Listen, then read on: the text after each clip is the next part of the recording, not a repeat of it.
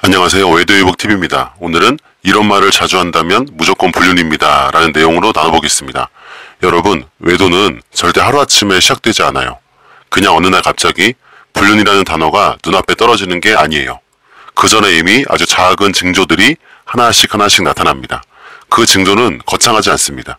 TV 드라마처럼 누가 몰래 호텔에서 나오는 장면을 보는 것도 아니고 갑자기 낯선 사람이 전화를 걸어오는 것도 아니에요. 대부분은 말에서 시작됩니다. 평소에 안 하던 말이 나오거나 늘 하던 말투가 달라지거나 그 사람이 자꾸 같은 표현을 반복하게 됩니다. 그리고 그 말이 처음에는 당연히 별거 아닌 것처럼 느껴져요. 뭐 그냥 기분 탓인가? 그러고 넘기죠. 근데 중요한 건 그 말이 계속 나온다는 거예요. 한 번, 두 번, 세 번. 그리고 계속 듣다 보면 어느 순간 이상하다는 생각이 들어옵니다. 저는 상담을 하면서 이런 걸 정말 많이 봤어요. 처음엔 대부분 이렇게 말씀하십니다. 제가 너무 예민한 걸 수도 있어요. 확실한 건 없어요. 그냥 뭔가 좀 이상한 것 같아요. 근데 조금만 더 제가 이야기를 나눠보면 그 사람이 하는 말이 다른 가해자들이 했던 말들과 거의 똑같습니다. 정말 신기할 정도로 비슷합니다. 마치 누가 짜고 대본 써준 것처럼 똑같아요. 왜 그럴까요? 불륜하는 사람들은 비밀을 숨겨야 하기 때문에 비슷한 심리가 형성돼요. 그래서 말도 비슷해집니다. 들키면 안 된다는 불안, 자기 행동을 합리화하려는 마음, 의심을 피하라는 생각, 이 세 가지가 합쳐지면 거의 같은 말들이 입에서 나오죠. 그리고 그 말들은 대부분 상대방이 더 이상 묻지 못하는 그런 힘을 가지고 있어요. 예를 들면 왜 나를 의심해라고 하면 묻는 사람이 괜히 미안해지고 대화를 멈추게 되죠. 이게 바로 위험한 거예요. 진실은 감춰지고 그 대신 의심하는 쪽만 불편해지는 거예요. 여러분, 관계가 무너질 때는 큰 사건보다는 작은 말들이 더 무섭습니다. 그 말들이 모여서 신뢰를 무너뜨리기 때문이에요. 오늘은 그 말에 대해서 한번 이야기해 보겠습니다. 혹시 주변에 이 말들이 반복적으로 들린다면 그건 단순한 우연이 아니라 관계에 빨간불이 켜졌다는 신호일 수 있습니다. 자, 이제 하나씩 확인해 보겠습니다. 첫째, 왜 나를 의심해? 믿음이 없네? 이 말, 처음 들었을 땐 별거 아니게 느껴질 수 있어요. 누구나 억울한 상황이 오면 그렇게 말할 수 있으니까요. 하지만 중요한 건 이 말이 얼마나 자주 그리고 어떤 순간에 반복되느냐예요. 예를 들면 저녁 식사 후에 아내가 이렇게 물어봅니다. 요즘 연락이 예전보다 늦게 오는 것 같아. 무슨 일 있어? 이렇게 물어보면 남편이 숨도 고르지 않고 바로 말합니다. 아니, 왜 또 나를 의심해? 나한테 믿음이 없네. 그 순간 대화는 딱 끊깁니다. 의심을 받는 쪽이 아니라 오히려 질문한 쪽이 잘못한 사람처럼 느껴지게 만들어요. 그래서 피해자는 순간적으로 내가 너무 예민한 건가라는 생각이 들고 결국 더 묻지 않게 되죠. 이 말 속에는 두 가지 의도가 숨어 있습니다. 첫 번째는 대화를 차단하는 거예요. 의심을 받는 상황에서 사실대로 설명하면 불리해질 수 있으니 초반에 강하게 반격해서 아예 질문을 못하게 막아버리는 거죠. 두 번째는 책임을 전가하는 거예요. 문제는 내가 아니라 네가 나를 믿지 않는 거야 라는 식으로 분위기를 만들어서 상대방이 죄책감을 느끼고 입을 닫게 만듭니다. 이게 반복되면 피해자는 점점 조용해져요. 또 저 말 들을까봐 하고 아예 의심을 표현하지 않게 됩니다. 하지만 불안은 커지고 그리고 오히려 더 깊고 쌓이죠. 그렇게 되면 관계 속 대화는 점점 줄어들고 결국 신뢰는 더 빠르게 무너집니다. 정상적인 관계라면 의심이 생길 때 오해를 풀어주고 안심시켜주는 게 자연스러운 반응이죠. 아니야, 오해야, 내가 요즘 일정이 있어. 이렇게 구체적으로 설명해줍니다. 하지만 의심 자체를 문제 삼으면서 대화를 끊는 말이 반복되면 그건 이미 관계 속에 숨기는 무언가가 있다는 신호일 수 있어요. 둘째, 그냥 친구야, 오해하지 마. 이 말도 많이 들어보셨죠? 겉으로 보면 정말 아무것도 아닌 것처럼 이게 들리는데 사람의 친구를 가질 수도 있고 사실 직장 동료나 모임 사람과 친해질 수 있어요. 하지만 이 말이 특정한 사람을 이야기할 때마다 반복되면 그리고 그 말이 나오는 순간 표정이 변하거나 대화의 속도가 빨라진다면 그건 절대 그냥 넘어갈 수 있는 일이 아닙니다. 처음에는 그냥 정말 친구일 수 있어요. 하지만 불륜이 시작되면 그 관계를 숨기기 위해 그냥 친구라는 단어가 방패처럼 쓰입니다. 특히 오해하지 마라는 말이 뒤따르면 그건 더 이상 묻지 말라는 신호예요. 이 한마디에 질문하는 쪽은 괜히 갑자기 민망해지고 더 깊이 캐묻기 어려워집니다. 실제로 상담에서 이런 경우를 자주 봐요. 피해자가 그 사람이랑 왜 이렇게 자주 연락해? 라고 물으면 가해자가 그냥 친구야, 괜히 오해하지 마라고 대답합니다.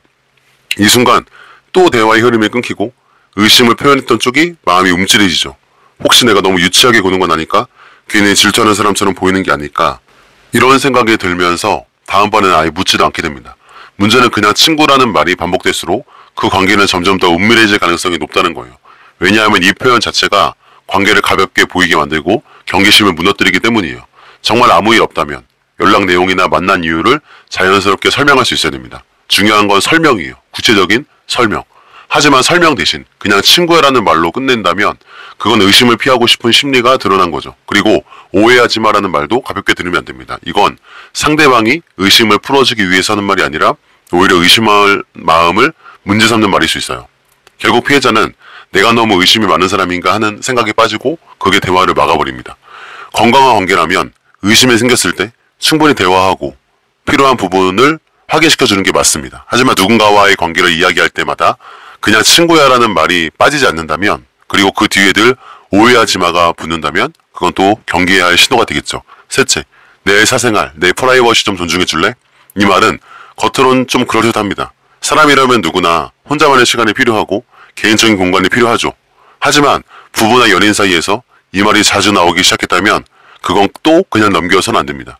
건강한 관계에서 사생활은 숨기는 게 아니라 서로를 배려하는 선에서 자연스럽게 존중해야 되는 거죠.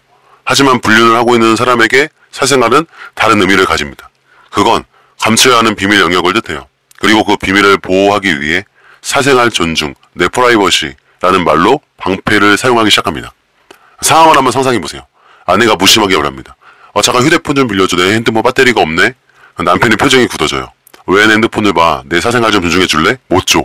이 말 한마디에 또 분위기가 싸늘해집니다. 빌리려던 사람은 갑자기 무례한 사람처럼 느껴지고 그 순간 대화는 또 거기서 끝납니다. 상담 중에 이런 경우도 자주 등장해요. 불륜을 하는 사람들은 사소한 상황에서도 사생활이라는 단어를 진짜 많이 꺼냅니다. 상대방이 아예 접근조차 못하게 차단시키는 거죠. 특히 휴대폰, 노트북, 개인 일정, 특정한 외출 이유 같은 부분에 이 말을 많이 써요. 겉으로는 존중하자, 서로 참자 이렇게 말같이 하지만 실제로는 증거와 흔적을 지키기 위해 방어막인 경우가 많아요. 이 말이 위험한 이유는 들은 사람이 죄책감을 느끼게 만들기 때문입니다. 내가 너무 간섭했나? 정말 개인 시간을 존중해줘야 하나? 이런 생각을 하게 되면서 점점 더 묻지 않게 돼요. 그러다 보면 상대방은 자꾸 원하는 만큼 비밀을 유지할 수 있는 완벽한 환경을 갖게 됩니다. 여러분, 사랑하는 관계에서 사생활 존중은 서로의 신뢰를 기반으로 할 때만 가능해요.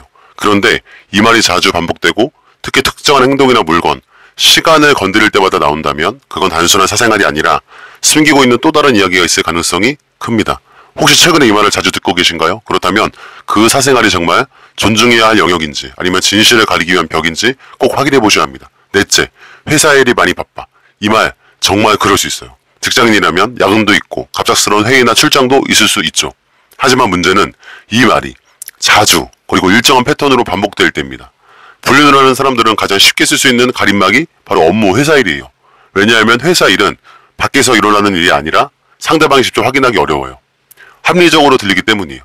회의, 야근, 출장 이런 단어들은 듣는 순간 바쁘겠구나 하고 더 이상 묻지 않게 만드는 힘이 있죠. 한번 장면을 상상해 보겠습니다. 아내가 이렇게 물어요. 오늘 저녁 같이 먹을 수 있어? 남편이 대답합니다. 오늘 회사 일 때문에 많이 늦을 것 같아 먼저 먹어. 이게 당연한 대화 패턴이죠. 처음에도 그럴 수 있죠. 근데 이런 대답이 일주일에 몇 번씩 혹은 특정한 요일마다 특정한 시간대에 계속 반복이 된다면, 계속된다면 그건 우연이 아닐 수가 있어요. 실제로 상담 중에 피해자가 회사에 전화해봤는데 오늘 야근이 없다고 하더라는 얘기를 꺼내면 가해자는 당황하며 다른 이유를 급히 덧붙입니다. 혹은 갑자기 다른 부서 일까지 맡아서라든지 상사가 부탁해서 어쩔 수 없었다처럼 이야기를 확장해요. 이 과정에서 말이 점점 길어지고 구체적인 설명이 나오지만 그 설명이 들을수록 뭔가 부자연스럽고 이상하죠. 이 말이 반복되면 피해자는 결국 의심을 멈추게 됩니다. 왜냐하면 회사 일은 외부의 영역이고 그걸 확인하려면 상대방을 완전히 불신해야 하는 상황이 만들어지니까요.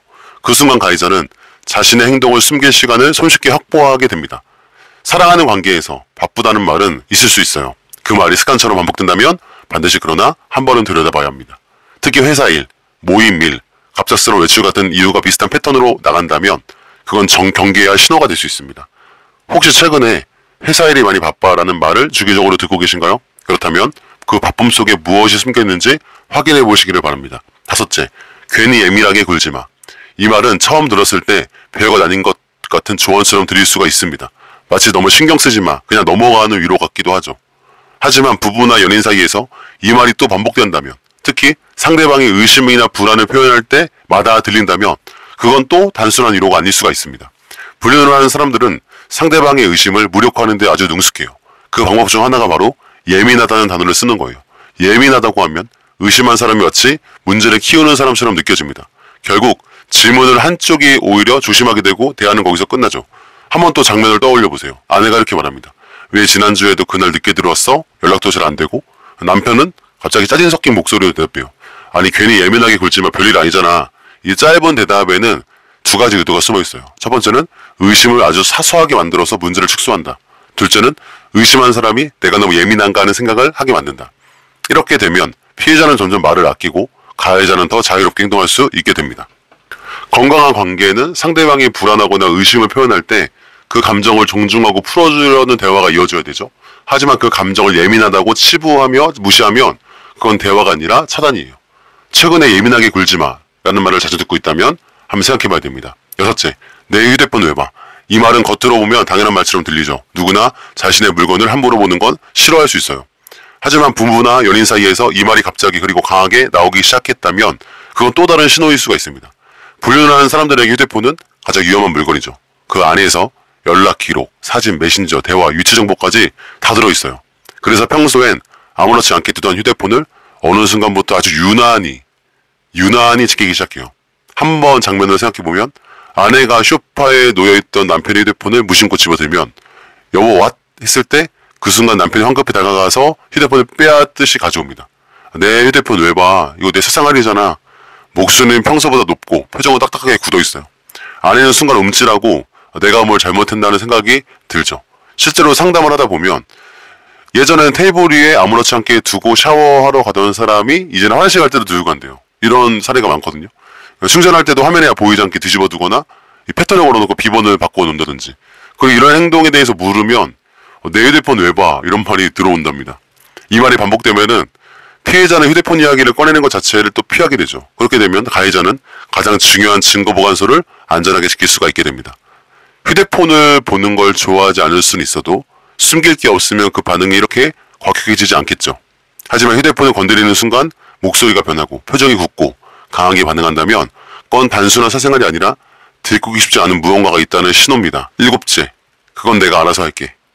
이 말은 듣기에는 책임감이 있어 보일 수가 있습니다. 마치 내가 다 처리할 테니까 걱정하지 마 라는 뜻처럼 들릴 수 있죠. 하지만 관계 안에서 이 말이 자주 나오고 특히 생활이나 인간관계와 관련된 부분에서 반복된다면 또 경계해야 됩니다. 불륜하는 사람들은 상대방의 개입을 최소화하려고 합니다. 왜냐하면 개입이 많아질수록 이게 걸릴 수가 있거든요. 위험도가 커지기 때문에. 그래서 웬만한 건 다 자기가 하려고요. 내가 알아서 할게 라는 말로 아예 상대방이 더 이상 묻지 못하게 막아버립니다. 아내가 만약에 이번 주말에 너 그 모임 간다고 했지 나도 같이 갈까? 라고 했을 때 남편이 딱 끊어요. 아니 그건 내가 알아서 할게. 겉으로는 배려하는 것처럼 보여요. 자네 주말이니까 쉬어. 여보 주말이니까 어디 바람 쐬고 와. 이렇게 좀 쉼을 보장하는 것 같지만 사실은 그 자리에 오지 말라는 강한 신호예요. 상담을 할 때도 이 말은 주로 두 가지 상황에서 나오더라고요. 하나는 일정, 사람, 장소를 숨기고 싶을 때, 또 다른 하나는 이미 다른 약속이 잡혀 있어가지고 그 사실을 들키고 싶지 않으니까 그럴 때가 많습니다. 겉으로는 당신 힘들게 하고 싶지 않아서 그래 라고 포장하지만 실제는 적분 차단이에요. 이 말이 반복되면 피해자는 점점 물러가게 되죠. 내가 굳이 관여할 필요가 없나 보다. 그냥 놔두는 게 좋겠지 하면서 관심을 거두게 됩니다. 그렇게 되면은 가해자는 아무 방해 없이 원하는 대로 움직일 수 있는 환경을 만들게 됩니다. 여러분, 내가 알아서 할게라는 말은 상황에 따라서 필요한 말일 수 있어요. 하지만 그 말이 유독 특정 사람, 특정 일정, 특정 행동에만 반복적으로 쓰인다면 그건 단순한 배려가 아니라 감추기 위한 경계선일 가능성이 큽니다. 여덟째, 너도 나 좀 자유롭게 놔줘. 이 말 처음 들으면 또 그럴듯하게 들립니다. 사람이라면 누구나 혼자만의 시간이 필요하고 숨쉴 공간이 필요하니까요. 하지만 부부나 연인 관계에서 이 말이 잦아지고 특히 이전에 하지 않았던 사람이 갑자기 이런 말을 하기 시작한다면 이건 또 하나의 신호입니다. 불륜을 하는 사람들은 자유라는 단어를 아주 자주 써요. 자유롭게, 나 쉬고 싶다. 겉으로는 답답함을 풀고 싶다는 의미처럼 들리지만 실제로는 감시받지 않는 시간을 확보하려는 경우가 많아요. 즉 자유라는 말 속에 내 일정과 행동에 간섭하지 말라는 요구가 숨어 있는 거예요. 오늘 퇴근하고 어디 가라고 물으면 남편이 너도 나 좀 자유롭게 놔둬. 이 순간도 대화는 끝이 나겠죠. 묻는 쪽은 갑자기 구속하는 사람처럼 느껴지고 말문이 막히겠죠. 상담을 하다 보면 이 말은 주로 시간과 사용과 관련해서 나오더라고요. 예전에는 자연스럽게 공유하던 일정과 동선이 어느 순간부터 그건 나 혼자 할게, 자유롭게 좀 놔줘라고 바뀝니다. 겉으로는 관계에 여유를 주는 것 같지만 실제로는 혼자만의 시간을 확보해서 그 안에서 다른 관계를 유지하는 경우가 되게 많습니다. 이 말이 반복되면 피해자는 또 스스로 물러나게 되겠죠. 내가 너무 간섭하는 건가? 자유를 좋아하는데 내가 너무 억압했나? 내가 답답하게 했나? 이런 생각이 들면서 또 움츠러듭니다. 그렇게 되면 가해자는 또 방해받지 않는 완벽한 공간과 시간을 확보하게 되겠죠. 건강한 관계는 자유는 신뢰 위에 세워지죠. 서로가 무엇을 하는지 알고 공유하는 상태에서 누리는 자유는 관계를 건강하게 합니다. 하지만 자유를 요구하면서 동시에 대화를 끊고 일정 행동을 숨긴다면 그건 진짜 자유가 아니라 비밀을 지키기 위한 방패일 수 있습니다. 혹시 최근에 너도 나 좀 자유롭게 놔줘라는 말을 듣고 계신다면 또 확인해봐야 됩니다. 9째, 괜히 의심하지마 상처받잖아. 이 말은 겉으로 보면 굉장히 다정하게 들려요. 마치 네가 의심하면 내가 마음이 아파 라는 감정을 지켜주려는 말처럼 느껴집니다. 하지만 실제로는 이 말 속에 대화를 차단하려는 강력한 장치가 숨어 있어요. 불륜을 하는 사람은 자신의 행동에 대한 질문이나 의심이 들어올 때 그 상황을 피하고 싶어 합니다. 그런데 단순히 회피하는 것보다 상대방의 죄책감을 느끼게 만드는 것이 더 효과적이죠. 네가 의심하면 내가 상처받는다는 말은 질문을 하는 사람을 마치 가해자처럼 느껴지게 만듭니다. 요즘 왜 이렇게 늦게 들어와? 전화도 안 받고 이럴 때 괜히 의심하지 마. 나 진짜 상처받잖아. 이 순간 분위기는 단번에 바뀌어요. 묻는 쪽이 내가 너무한 건가 하는 생각을 하게 되고 더 이상 대화를 이어가기가 어렵습니다. 사실 정상적인 관계에서는 상대방이 의심을 표현했을 때 그 마음을 풀어주고 안심시켜주는 게 우선이잖아요. 설명해주고 상황을요. 근데 의심을 상처 주는 행동으로 몰아가면은 대화는 또 단절되고 진실은 계속 가려지겠죠. 마지막 10번째, 그건 너한테 상관없는 일이야. 이 말은 부부나 연인 사이에서 거의 치명적인 경고 신호입니다. 왜냐하면 사랑하는 관계에서는 서로의 일에 상관없다는 영역이 거의 없기 때문이에요. 작은 일이라도 나누고 같이 고민하고 함께 이야기하는 게 정상적인 흐름이죠. 그런데 불륜을 하는 사람은 숨겨야 할 부분이 생기면 그 영역을 상관없는 일로 규정합니다. 이 말은 단순한 대화를 거부하는 수준이 아니라 관계 속에서 공유 자체를 끊어버리는 선언이죠. 만약에 아내가 오늘 어디 갔다 왔어? 연락이 잘 안 되네? 라고 했을 때 남편이 그건 너랑 상관없는 일이야. 이렇게 순간 대화를 해버립니다. 묻는 쪽은 더 말하면 이거 싸움 되겠구나 이러면서 그냥 물러나요. 실제로 이 말이 주로 두 가지 경우에 많이 쓰이더라고요. 하나는 이미 거짓말을 했는데 추가 질문이 들어올 때 이 말이 쓰이고요. 또 하나는 아예 질문 자체를 완전 봉쇄하고 싶을 때입니다. 이 한마디는 질문하는 사람에게 벽을 세우고 그 벽 너머에 마음대로 할 수 있는 시간을 보상해 줍니다. 문제는 이 말이 반복되면 관계의 기본인 공유가 사라진다는 거예요. 함께 사는 사람이지만 점점 서로의 하루를 모르게 되고 결국 정서적인 거리가 멀어집니다. 그리고 이 거리가 커질수록 숨겨진 일들은 더 커지고 깊고 복잡해지죠. 정상적인 관계는 상관없는 일이란 말이 나올 이유가 없겠죠. 설령 사적인 영역이 있다더라도 정상적인 부분은 공유합니다. 그리고 서로 이야기해 줍니다. 그리고 만약에 말하기 어렵다면 이걸 왜 말하기 어려운지 설명해 주죠. 근데 아무 이유 없이 단호하게 상관없다라고 선을 긋는다면 그건 단순한 비밀이 아니라 관계 자체를 밀어내는 행동일 수가 있습니다. 오늘 제가 말씀드린 10가지 이 말들이 한 번 나오는 건 큰 문제가 아닐 수가 있습니다. 사람은 누구나 감정에 따라 상황에 따라 순간적인 말을 할 수 있으니까요. 하지만 중요한 거는 반복이에요. 기억하세요. 반복입니다. 특히 비슷한 상황에서 비슷한 표정과 어조로 같은 말이 계속 나온다면 그건 절대로 우연이 아니에요. 불륜을 하는 사람들은 자신도 모르게 비슷한 심리 패턴을 보인다고 제가 말했어요. 숨겨야 하는 부담, 들킬까 하는 불안, 그리고 자기 행동을 합리화하려는 마음이 합쳐져서 말과 행동이 비슷해지고 그 결과 전형적인 대사들이 반복됩니다. 오늘 말씀드린 10가지가 바로 그 전형의 대표적인 말들이에요. 혹시 10가지 중 몇 가지가 떠오르십니까? 그렇다면 그냥 넘기지 마시고 반드시 그 상황을 돌아보셔야 합니다. 단순한 말로 치부하면 그 안에 숨어있는 경고음을 놓칠 수가 있어요. 의심은 사랑이 없어서 생기는 게 아니에요. 오히려 관계를 지키고 싶은 마음에서 그리고 무너지는 걸 막고 싶은 마음에서 비롯된 본능이에요. 그 마음을 부끄러워하지 마세요. 문제를 직면하고 대화를 시도하고 필요하다면 도움을 받는 것도 중요합니다. 관계는 하루아침에 무너지지 않습니다. 하지만 한번 금이 가면 그 금은 시간이 갈수록 커집니다. 오늘 이 영상을 계기로 이 대화 속에 숨어있는 작은 단서들을 놓치지 않게 되시기를 바랄게요. 혹시 지금이라도 마음속에 걸리는 말들이 있다면 그건 아마 이유가 있을 거예요. 그리고 그 이유를 알아내는 것이 관계를 지키는 첫걸음이 될 수 있습니다. 감사합니다.